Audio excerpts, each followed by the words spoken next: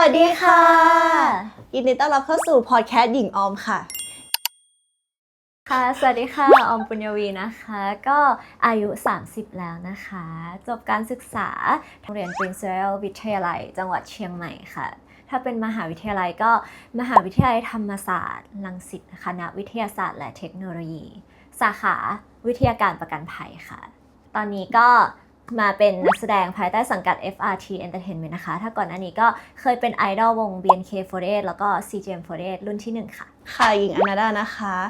อายุ30ปีค่ะจบจากการศึกษาที่โรงเรียนสังกำแพงค่ะแล้วก็มหาวิทยาลัยราชมงคลเชียงใหม่นะคะคณะสถาปัตยกรรมศาสตร์ค่ะสถาปัตยกรรมค่ะก็ตอนนี้ก็เป็นนักแสดงภายใต้สังกัดของ FRT Entertainment เช่นกันค่ะเวลาแบบพาเพื่อนกรุงเทพไปก็จะมีร้านหนึ่งที่คิดว่าไม่ค่อยมีคนรู้จักแล้วก็คนไปน้อยก็คือคุ้มเวียงยองชื่อคุ้มเวียงยองไม่เคยไปเป็นร้านอาหารที่รสชาติเนี่ยมันจะไม่ได้เป็นรสชาติแบบนักท่องเที่ยวจะเป็นรสชาติแบบว่าเข้าถึงคนเชียงใหม่จริงๆแล้วก็คิดว่าคนยังไปกันน้อยใช่ค่ะของออมก็เป็นร้านที่กินตั้งแต่ตอนเด็กๆแล้วกันเป็นร้านข้าวต้มตอนเช้า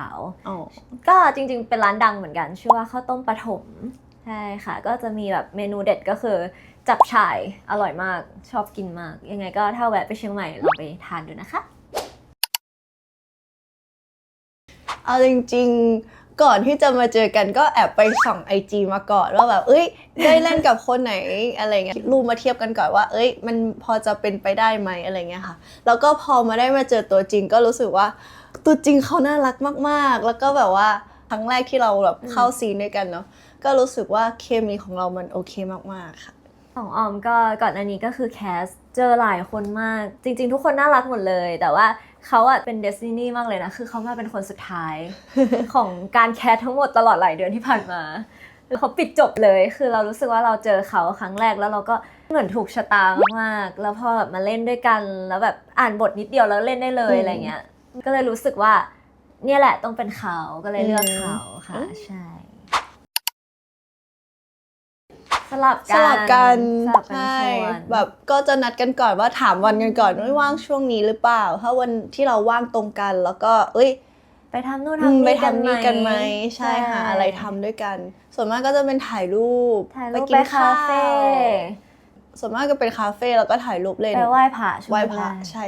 ช่วงนี้ก็จะกลับมาไหว้พระใช่เดี๋ยวจะกลับมาไหว้พระดีกว่า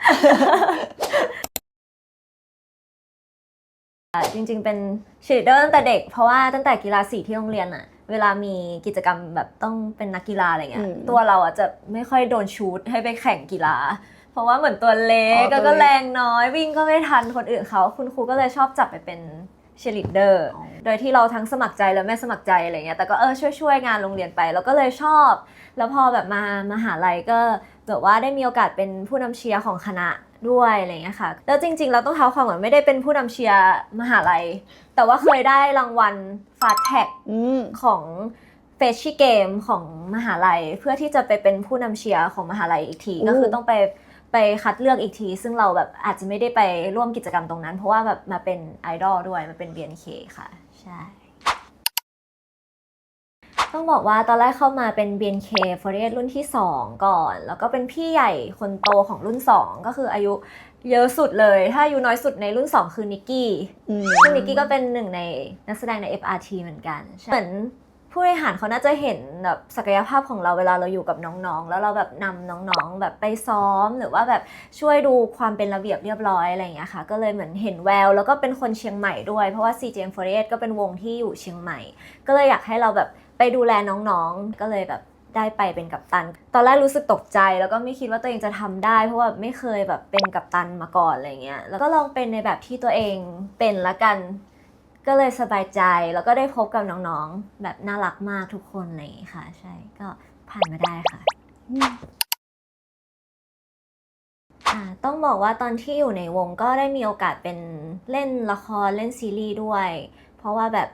BNK กับ CGM เขาก็ส่งเด็กๆไปแคสด้วยเงี้ยค่ะก็เลยได้มีโอกาสได้เล่นซีรีส์มาบ้าง ก็เลยมีประสบการณ์ด้านการแสดงมาตั้งแต่ตอนอยู่ในวงด้วยแล้วตอนที่เป็นไอดอลเราก็ได้แสดงด้วยก็เลยเริ่มค้นพบตัวเองว่าจริงๆแล้วตัวเองชอบการแสดงมากอะไรอย่างงี้ก็เลยเหมือนต่อยอดเราเวลาเราหมดจากการเป็นไอดอลแล้วเราก็เลยมาเป็นนักแสดงจนถึงทุกวันนี้ใช่ต้องหาว่าเราชอบแต่งตัวแบบไหนสไตล์ไหนที่แบบเหมาะกับเราก็คือส่วนมากคือหญิงก็จะ mix and match เสื้อผ้าในตู้อะเอาแบบว่าที่มันพอดูได้ซึ่งก็ไม่ได้เป็นแบบเสื้อผ้าที่ต้องแบบราคาแพงหรือว่าอะไรคือไม่ว่าจะเป็นแบบเสื้อยืดหรือมาแมทกับกางเกงหรือเอามาใส่ทับกับเบรเซอร์หรือว่าอะไรอย่างเงี้ยก็คือแค่แมทตามเฉดสีกับงานหรือตามอีเวนท์ที่มันจะมีแบบธีมของเขาอะไรเงี้ยที่เราจะพอจะแมทให้กับเข้ากับทุกลุคในทุกวันได้ไงค่ะส่วนมากเอาจริงๆถ้าเป็นปกติก็จะออกกำลังกายทุกอาทิตย์ค่ะก็อย่างน้อยอาทิตย์ละ 1-2 วันถ้าถึงขั้นที่จะต้องแบบคุมน้ำหนักในการที่แบบจะต้องถ่ายซีรีส์อะไรอย่างเงี้ยค่ะคุมน้ำหนักโดยการกินให้มันตามแคลในแต่ละวันค่ะแล้วก็ส่วนมากจะกินเป็นไข่ต้มแทนอะไรอย่างเงี้ยค่ะให้ได้โปรตีนที่มันครบแล้วก็ไม่เกิดแคลอรี่สะสมไขมันส่วนเกินใช่ค่ะจริงๆก็อยากเพราะว่าเป็นคนชอบกินมากๆนะคะถ้าเกิดว่าใครเป็นเพื่อนสนิทจะรู้ว่าแบบเป็นคนกินเยอะที่สุดแบบกินเยอะมากส้มอะไรก็ตามที่แบบว่าไม่เคยแบบกินคลีนหรือว่าอะไรเงี้ยคือกินหมดคือกินแบบทุกอย่างที่โซเดียมอาจจะโชคดีที่เราอาจจะไม่ค่อยชอบกินของหวานก็เลยอาจจะง่ายหน่อยแล้วก็ของทอดเราก็ไม่ค่อยชอบกินก็เลยอาจจะเป็นสิ่งที่ทำให้ลดน้ำหนักกับคุณคุมน้ำหนักได้ง่ายกว่าคนอื่นอะไรมุมเด็กๆของออมจริงๆออมเขาเป็นคนแบบว่าเขามีมุมเด็กอยู่แล้วถ้าเกิดว่าอยู่กับคนที่เขาสนิทเขาจะมีความเป็นแบบเป็นคนตัวเล็กแล้วเราจะต้องแบบเราจะต้องดูแลเขาไม่รู้มันเป็นความ energy เผื่อแผ่อะไรบางอย่างที่ทำให้รู้สึกว่าไม่เป็นไรเดี๋ยวฉันปกป้องเธอเองอะไรอย่างเงี้ยมันจะมีความ energy บางอย่างที่แบบเขาก็โตนะเวลาที่เขาทำงานอะไรเงี้ยแต่ถ้าเกิดว่าเวลาที่เขาไม่ได้ทำงานเขาจะมีมุมที่แบบไม่เป็นไรเดี๋ยวจัดการให้ มันจะมีฟีลแบบนั้นที่อยู่ด้วยกันใช่ค่ะมองหญิงตอนเด็กๆหญิงเด็กๆเนาะจะไม่เห็นพาร์ทเขาเป็นการดูแลเรามากกว่าแบบเหมือนพี่เราด้วยซ้ำจริงๆเราอายุเยอะกว่าใช่เพราะเขาตัวเล็กด้วยแล้วก็มันเลยทำให้แบบไม่เป็นไรแบบตัวเล็กน่าทนุถนอมข้ามถนนนี่ก็จะเป็นแบบออมอยู่ด้านนี้เดี๋ยวหญิงพาข้ามถนนเลยแบบน่ารักใช่แต่เขาก็มีมุมเด็กๆนะเวลาเขาเห็นของกินอร่อยๆตรงหน้าเขาก็จะ enjoy eating เขาก็จะล่าเริงสุดๆของออมมีนะถ้าแบบนิ่งๆคนก็จะนึกว่าเราเครียดอะไรหรือเปล่าคิดอะไรอยู่ไม่จอยหรือเปล่าไม่มีความสุขหรือเปล่าใช่แต่จริงๆแบบหน้าออมอาจจะดูนิ่งเฉยๆเดินนิ่งจริงๆข้างในไม่ได้คิดอะไรเลยไม่ได้คิดอะไรเลยนั่นแบบใช่คนจะเข้าใจผิดเพราะว่าพี่ทีมงานหลายคนชอบเดินมาทักว่าแบบอารมณ์ไม่ดีเปล่าตอนนี้เป็นอะไรอะไรแต่จริงๆอะไรนะคะแค่แบบเซฟเอเนอร์จีแบบอยู่เฉยเข้าใจจริงๆนี่ว่าคล้ายๆกันถ้าเกิดว่าอยู่นิ่งๆคนก็จะแบบคิดว่าหน้าดุเพราะหน้าจะออกดุหน่อยแล้วก็คนคิดว่าไม่จอยเหมือนกันเพราะว่าจริงๆแล้วเราสองคนเป็น introvert ซึ่งคน introvert แค่อยู่นิ่งๆมันก็โอเคแล้วแต่ว่าคนอื่นจะเข้าใจว่าเฮ้ยไม่จอยเราจะต้องยิ้มเราจะต้องเฮฮาตลอดเวลาอันนั้นคือสิ่งที่เราจอยไม่คือการที่เราได้อยู่นิ่งๆมันก็เพียงพอแล้วในบางครั้งอะไรอย่างเงี้ยคืออยากให้ทุกคนเข้าใจค่ะว่าเราอยู่ได้แบบเงียบๆ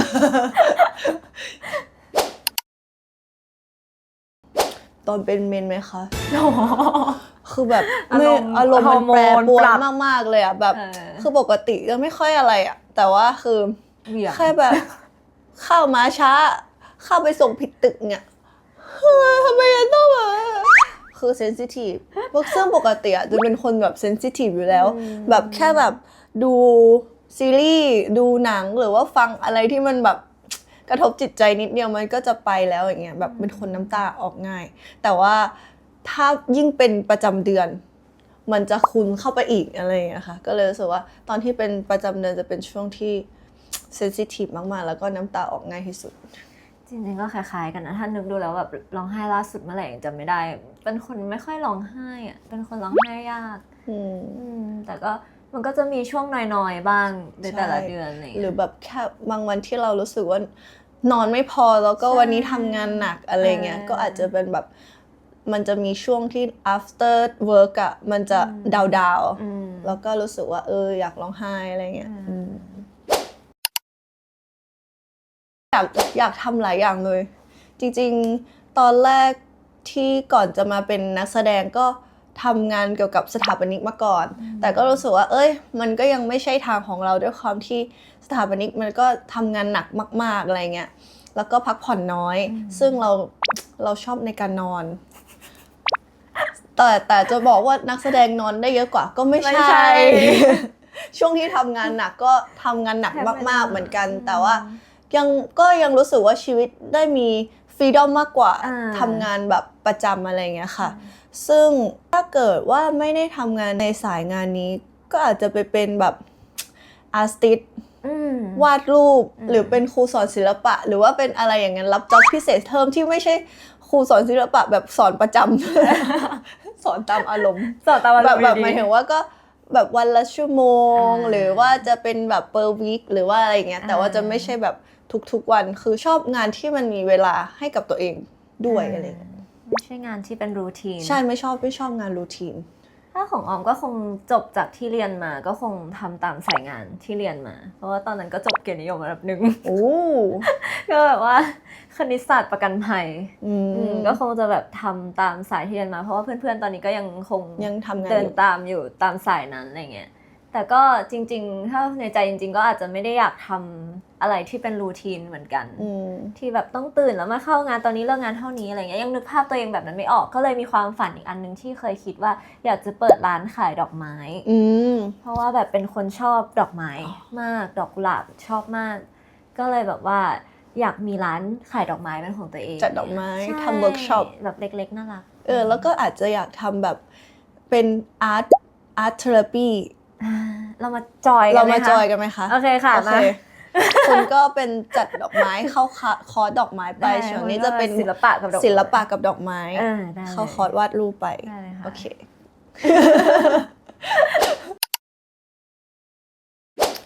นอนแล้วกันคนนี้เขานอนเลยเว้ยจริงนอนอยู่อ่ะเดี๋ยวก็จะได้นอนยาวแล้วนะนอนอยู่อะไรก็นอนไปเลยจะได้ไม่รู้สึกอะไรเลยไม่อยากรับรู้อะไรแล้วของออมก็คงแบบอาจจะเรียกคนที่เรารักทั้งหมดให้มาเจอกันใช่แล้วก็คนที่รักเขาอยากไปเจอคนที่รักลากเปิดหอประชุมเลยแล้วก็แบบว่าเรียกแบบคนที่เราอยากจะเจอเป็นครั้งสุดท้ายทุกคนอ่ะมาเจอกันแล้วก็เหมือนแบบอาจจะแบบมีปาร์ตี้หรือว่าอะไรก็ได้ให้มันแบบสนุกที่สุดเลยแล้วก็แบบปึ้มนี่คือหลับแบบไม่รู้เรื่องเลยเราจะเรียกเธอตื่นขึ้นมาจอยกับเราได้ไหมได้โอเค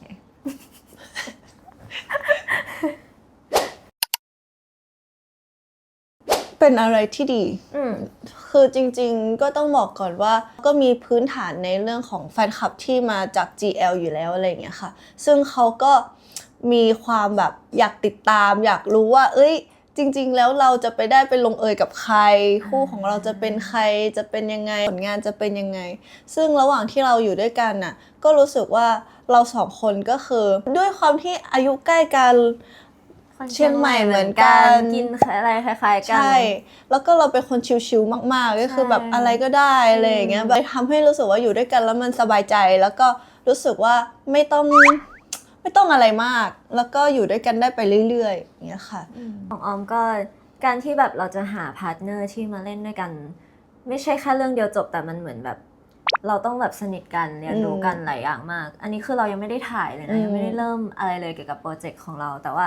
เราก็สนิทกันมากแล้วแบบไปชวนไปนู่นไปนี่เหมือนเราได้เพื่อนคนนึงเข้ามาแบบในชีวิตเพื่อนที่สนิทมากๆแล้วแบบเขารู้เรื่องของเราแบบหลายอย่างมากๆก็ไม่ใช่ใครก็ได้ที่จะแบบที่จะเข้ามาได้แล้วเราเป็นคนที่แบบอาจจะรับคนอื่นเข้ามา